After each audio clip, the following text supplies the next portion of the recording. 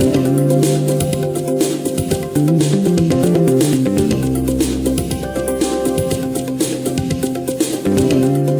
chamada pública, ela não está prevista, ela não está regulamentada pela Lei 8.666. Ela está prevista, né, que poderá ser realizado processos administrativos por meio de chamada pública.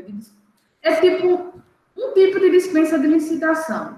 A chamada pública da agricultura familiar, ela foi criada pela Lei do PNAE, a Lei 11.947 de 2009, porque essa lei, ela trouxe a obrigatoriedade de se comprar, no mínimo, 30% do recurso em gêneros provenientes da agricultura familiar. Mas, olha só, vocês concordam comigo que seria um pouquinho injusto, não é? Deixar que agricultores familiares concorram à contratação por meio de uma licitação que é extremamente burocrática e ainda concorrer com fornecedores, muitas vezes de grande porte, né? Não são apenas de pequeno, mas também de grande porte, né? Então, assim, seria um pouquinho injusto que esse agricultor concorresse igualmente com esses fornecedores.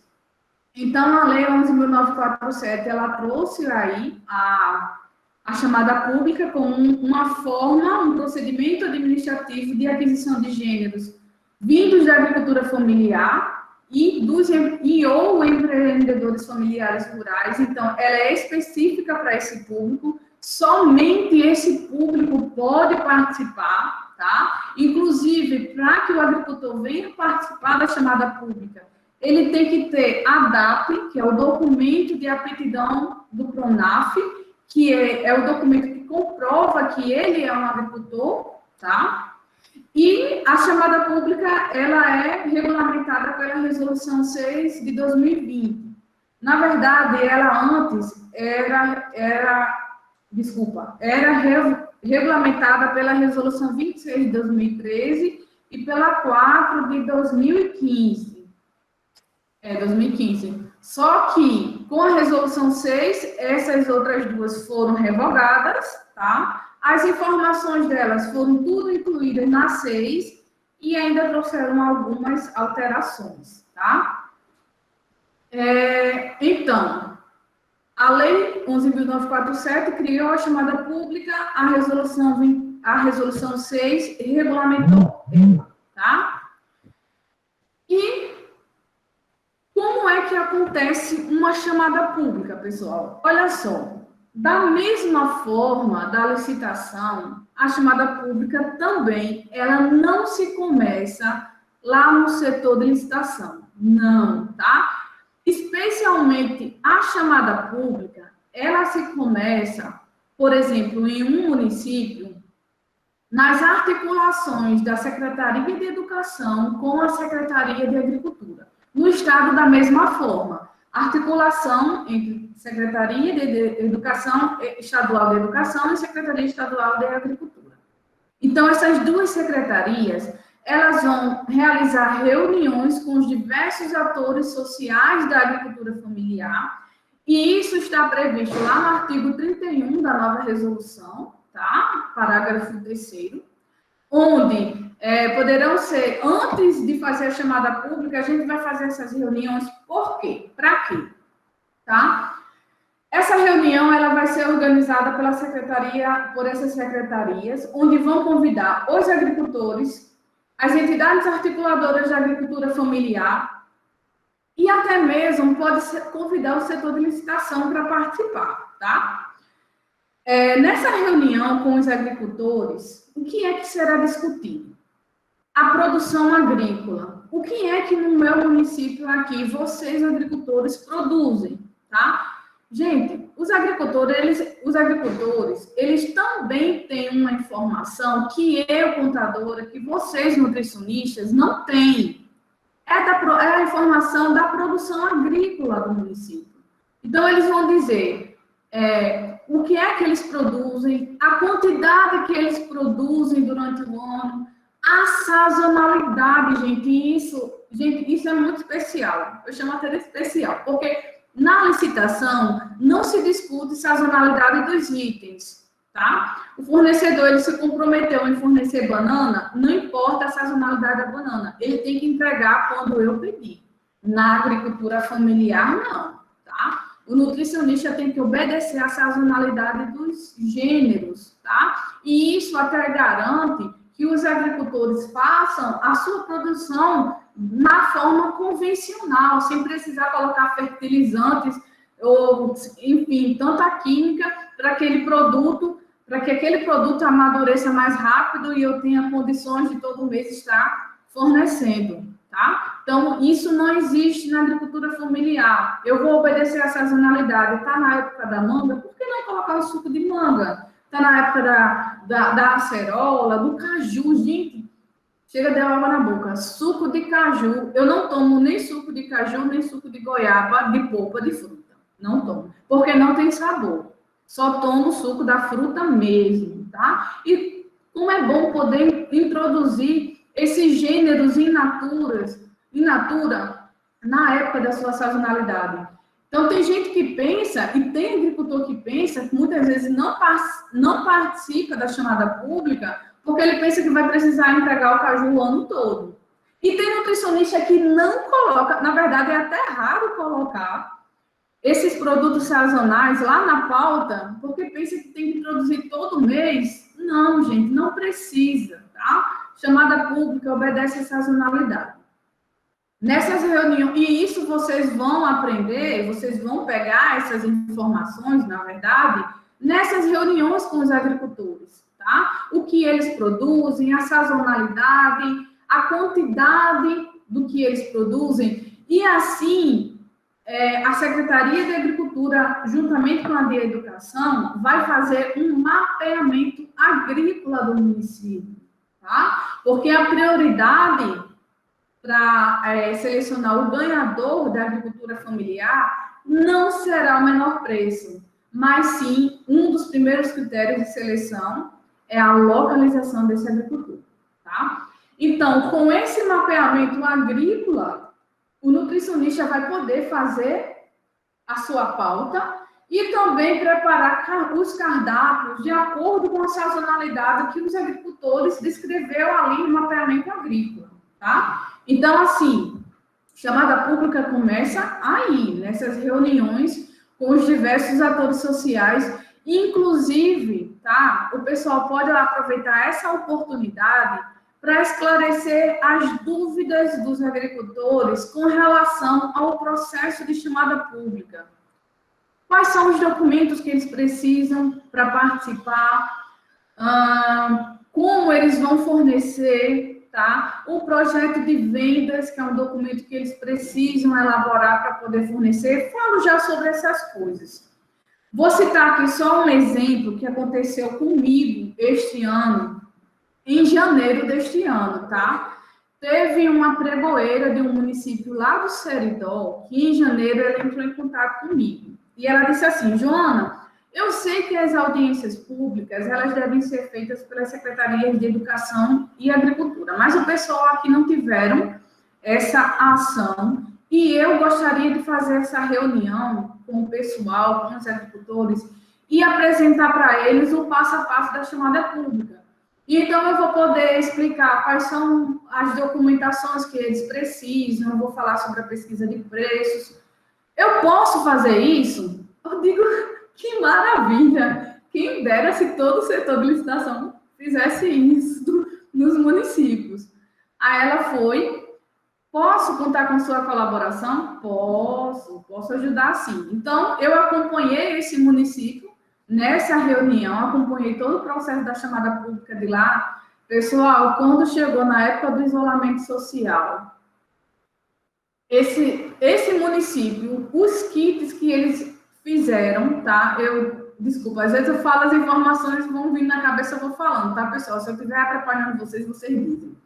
Com o isolamento social, foi emitida uma lei, 13.947, se não me engano, que permite a distribuição dos gêneros comprados com o PENAI para os pais dos estudantes em forma de kits. Esse município, todo o kit que eles elaboram, introduzem gêneros da agricultura familiar. Por quê? Porque em fevereiro, a chamada pública deles já tinha sido finalizada e os agricultores já estavam com seus contratos formalizados. Então, não houve preocupação nenhuma nesse município em introduzir os gêneros de agricultura familiar nos kits dos kits do PENAI, aí da merenda escolar, para distribuir às famílias dos estudantes, tá? Então, é o seguinte, gente, essas reuniões iniciais, elas são ótimas, vão sanar as dúvidas, vão trazer informações, e assim a gente vai ter uma chamada pública que realmente vai vingar, tá? Não vai ter, aí não vai dar deserta, como acontecia muito nos anos anteriores, o pessoal fazia chamada pública sem reunião alguma. O SECANI começou a trabalhar com a agricultura familiar através do produto 3 e nós começamos a orientar essas reuniões e aí as coisas estão caminhando melhor.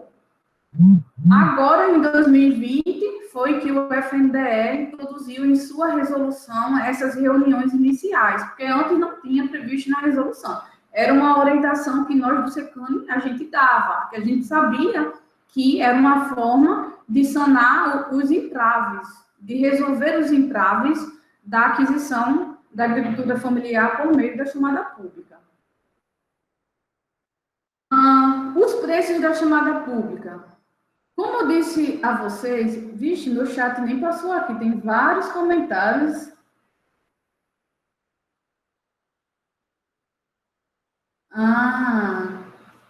Isso, 3.987. Tá, os comentários aqui, meu celular travou, não tinha visto, pessoal, desculpa. Os preços na chamada pública. Como vocês viram, na licitação, o critério para selecionar o fornecedor é o menor preço. Acabou, tá? Menor preço. Na chamada pública, não, tá? Os preços, eles já são definidos, tá? E são até divulgados no edital da chamada pública. Os preços de aquisição, eles serão formados a partir de uma pesquisa de preços, em no mínimo 3 mercados, priorizando sempre a feira do agricultor local, até porque, pessoal, se a gente tem um processo administrativo formado, destinado, específico para os agricultores, então a gente tem que fazer uma pesquisa nos mercados da agricultura familiar. Então, eu vou fazer uma pesquisa, de repente, na Feira Livre, na Emater, no Sindicato dos Trabalhadores Rurais, em associações, cooperativas, vou fazer várias pesquisas, o mínimo são 3, e a média será o preço de aquisição. Então, vai constar lá no edital o preço de cada produto. Então, o agricultor ele já vai para a chamada pública sabendo por quanto ele vai vender o seu gênero, tá? Não vai ter disputa de preços. Nem posso comprar mais, nem a menos que aquele valor que está lá no edital. Para o agricultor familiar poder participar, ele vai precisar apresentar um projeto de vendas. Se lembra que eu falei há pouco tempo? Projeto de vendas é um documento onde o agricultor vai colocar lá os seus dados pessoais, tá? Aí vai colocar lá o que ele mesmo produz, tá? A quantidade que ele produz, vai colocar o preço do produto e o período de entrega, tá? De acordo com a sazonalidade. Sempre de acordo com a sazonalidade dos itens. Então, pessoal, isso é um documento que muitas vezes o agricultor, ele não sabe elaborar. Na verdade, é um documento que só ele pode elaborar, porque somente ele sabe o que ele vai produzir, o tanto que ele vai produzir. Mas muitas vezes eles não sabem mexer no computador. E aquela reunião anterior, a gente pode delegar pessoas para estar ajudando esse agricultor a simplesmente digitar seus dados no computador. Até mesmo, pessoal, porque lá no projeto de vendas do agricultor vai ter lá o preço do produto. E esse preço vai ser de acordo com o edital da chamada pública. Então, ele vai precisar de alguém que o auxilie a fazer esse projeto de vendas, tá? mais uma vez, lá na reunião, a gente pode definir pessoas para estarem, pode ser alguém da EMATER, da Secretaria de Agricultura e Educação, para estar ajudando esses agricultores.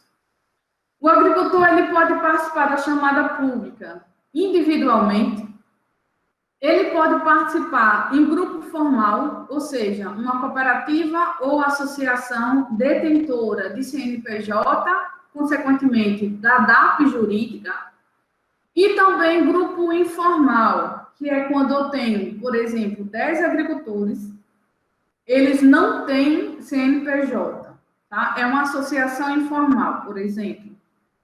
Mas ao invés deles fazerem 10 projetos de vendas, eles vão fazer um projeto só, elencando o nome de cada agricultor, com o que cada agricultor produz, a quantidade, entenderam? Então, vai ser um grupo informal, um projeto só para todo mundo.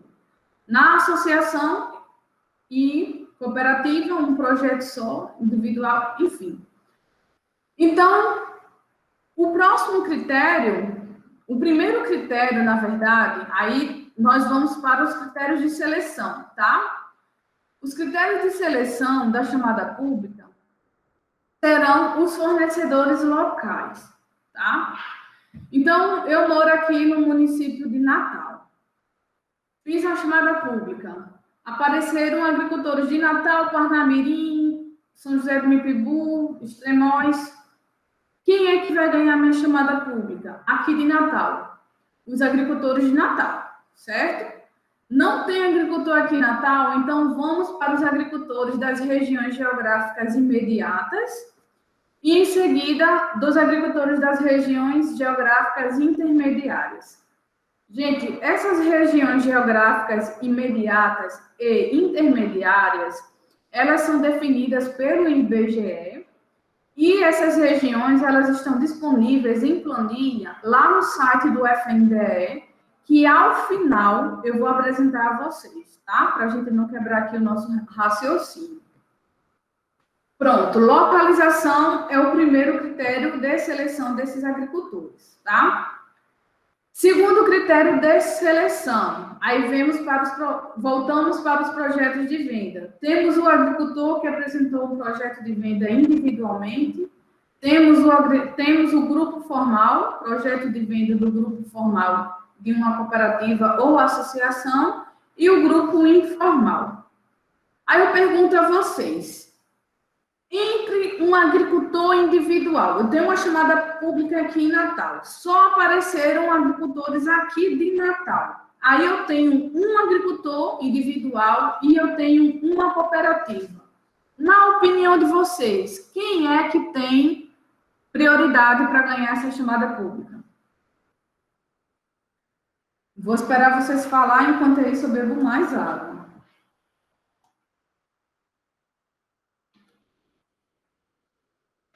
Hein, pessoal? Estão me ouvindo? Numa chamada pública realizada, alguém já respondeu, cooperativa. Vou repetir a pergunta. Numa chamada pública realizada aqui em Natal, apareceu um agricultor individual e uma cooperativa. Quem é que tem prioridade para ganhar essa chamada pública? O agricultor? Ele está sozinho. Ou a cooperativa? Acho que é individual.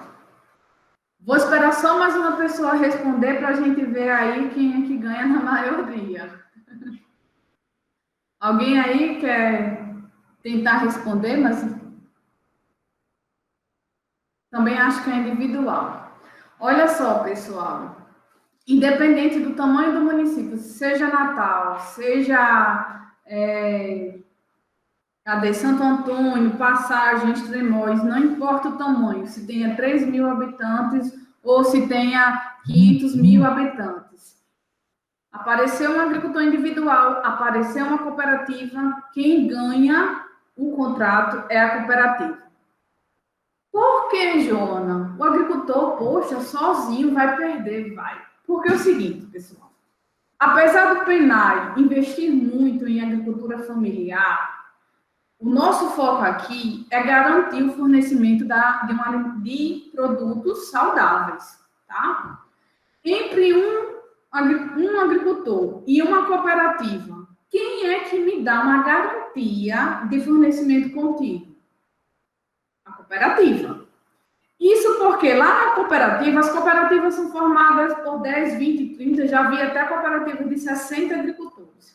Se de repente um agricultor tiver algum problema com sua produção, a administração da cooperativa ou associação vai solicitar algum outro agricultor a sua produção.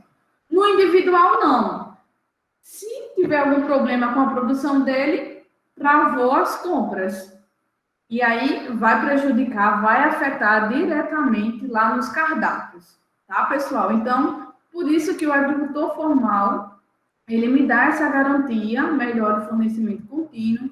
Também as cooperativas e as associações, elas estão atendendo a um número maior de agricultores, tá? Então, por isso que eles são prioridade, tá, pessoal? Segundo, vem os grupos informais e, por fim, o agricultor individual. Ele está lá no terceiro critério, tá? Temos também os subcritérios, tá? Os agricultores localizados em assentamentos de reforma agrária e comunidades indígenas e quilombolas, eles terão prioridade na seleção. Então, de repente, eu tenho duas associações. Uma localizada no território rural normal, a outra localizada numa comunidade quilombola, a comunidade quilombola ganha o contrato. Os fornecedores de gêneros certificados orgânicos, como orgânicos ou agroecológico, eles também têm prioridade na seleção, tá? Então, nós, do setor de licitação, a gente vai aplicar esses critérios de seleção. Ao final, se acontecer empate, nós podemos fazer uma divisão entre os que ficaram em situação de empate ou fazer um sorteio de quem vai fechar o meu contrato. Uma outra dúvida que sempre surge, principalmente nos municípios pequenos, onde só tem agricultores individuais.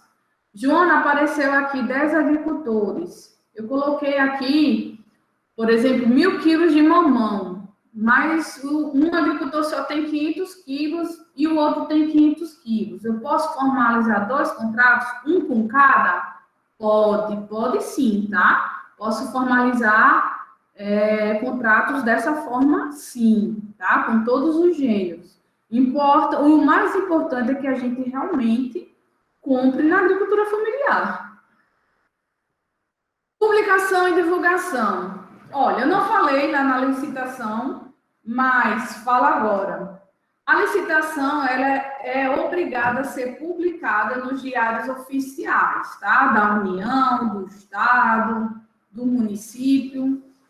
Mas na licitação, na chamada pública, como se trata de um recurso federal, a gente vai sim publicar no diário oficial. Porém, se o público são agricultores, vocês acham que os agricultores vão ter acesso ao diário oficial da União? Gente, eu confesso que nem eu leio aquilo, porque eu não tenho muita paciência não, porque a letra é muito pequena. E olha que eu gosto muito de ler. Agora, imagine um agricultor individual. Porque, como eu disse, a gente tem muitas realidades, gente. Tem municípios com 3.000 habitantes aqui no estado do Rio Grande do Norte, com 2.000 habitantes, em que somente agricultores individuais participam.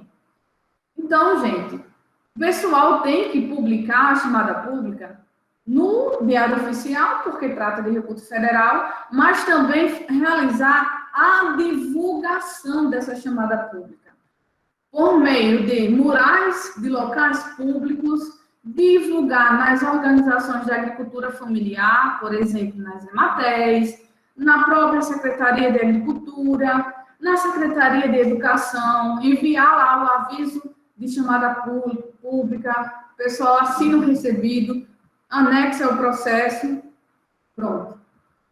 Fez a divulgação. E então essas entidades articuladoras, elas vão entrar em contato com os agricultores e vão trabalhar com eles toda a questão da documentação para que eles possam participar da chamada pública. Então, chamada pública, ela deve ser publicada e também divulgada. E aqui, pessoal, vixe, gente, desculpa. Gente, aqui eu trago para vocês também a resolução 465, tá? Não sei se vocês conhecem, que é a resolução que dispõe sobre as atribuições do nutricionista no programa de alimentação escolar, tá? Pessoal, peço desculpa aqui que eu me mudei para um apartamento há pouco tempo e o pessoal também. De vez em quando tem umas reformas aqui. E geralmente é à tarde. Olha só. Essa Sem resolução... problema, Clara, isso acontece. Geralmente é à tarde. Ensino remoto é assim mesmo, não tem problema não, é estar lhe ouvindo. Pronto. Então, assim, essa resolução, ela dispõe sobre as atribuições do nutricionista lá no Programa Nacional de Alimentação.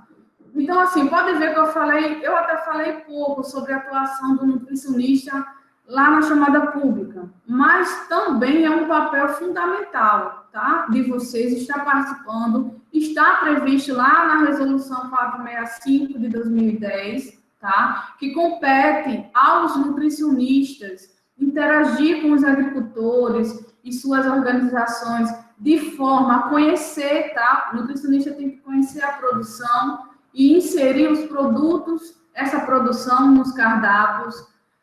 Tem que elaborar cardápios respeitando os hábitos alimentares da localidade, a vocação agrícola. Tem que incluir nos cardápios a produção de acordo com a sazonalidade, sempre priorizando os gêneros orgânicos e ou agroecológico. Então, está previsto lá na resolução 465 de 2010 de vocês, tá? Aqui, pessoal, a título também, mais de complementar as informações, eu quero apresentar aqui a vocês o site do FNDE, tá? Eu gosto muito. O site do FNDE é um dos poucos sites públicos, de órgão público, que eu considero ele completo. Todas as informações sobre os mais diversos programas do FNDE, eles trazem aqui em seu site, tá? É um site muito completo, pessoal, tá aqui. E, inclusive, eles disponibilizam aqui é a página inicial, www.fnde.gov.br. Logo aqui na página inicial, bem abaixozinho, tá? Nós temos aqui esse espaço onde vocês podem verificar o quanto que o município de vocês ou qualquer município do Brasil recebe de recurso do PENAI, tá? Então, aqui vocês vão selecionar qual é o ano, tá? Ah, eu quero saber quanto que meu município recebe. Tá, vamos lá. Vou selecionar aqui 2020, tá? Vou selecionar aqui o programa do PENAI. Pode verificar aqui que não é só PENAI, não. Todos os programas do FNDE, o site traz aqui a informação dos repasses financeiros, tá? Eu moro no Rio Grande do Norte e eu moro, pronto, vou deixar o município de Acari, tá? Vou assinalar aqui que eu não sou um robô. E aqui eu vou verificar o quanto que o meu município está recebendo aqui de recurso de PENAI. Tem alguns municípios que estão até com o recurso suspenso, tá? Então, vocês podem estar verificando isso. E olha que bacana, o FNDE apresenta por modalidade de ensino, tá? O PENAI, o FNDE repassa os recursos por modalidade de ensino. Isso porque cada modalidade tem um número diferente de alunos e também tem um valor per capita diferente, tá? Temos aqui o AEE, o creche, fundamental. Quanto é o valor do fundamental? 36 centavos por aluno. Quanto é o valor do EJA? 32 centavos. O valor da creche? 1,7 centavos, tá? Então, aqui temos todos todos os repasses, mês a mês, por modalidade de ensino. E aqui vocês podem verificar de qualquer município do Brasil, tá? Outra coisa bacana que o site aqui traz são diversas informações, não apenas do PENAI, tá? Mas dos seus diversos programas. Vamos entrar aqui na aba do PENAI e vocês vão ver aqui que temos aqui a área para gestores, onde vocês vão ver aqui, temos manuais, cartilhas, ferramentas. Vou fazer questão de mostrar esse link aqui. Ferramentas de apoio ao nutricionistas.